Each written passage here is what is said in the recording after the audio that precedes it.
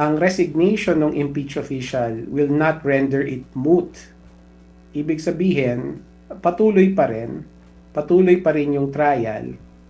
Although one penalty na lang ang pwedeng ma-impose, which is the permanent disqualification from holding any public office.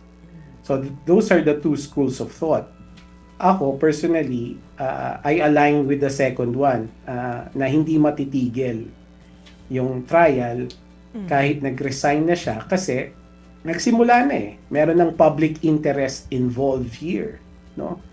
Kailangan na natin malaman kung dapat nga ba siyang i-disqualify permanently from public office kasi nasimulan na yung trial. Public interest has attached to this matter. So, yun ang the two possible scenarios. Pero at the end of the day, yung mag-resign si Vice President.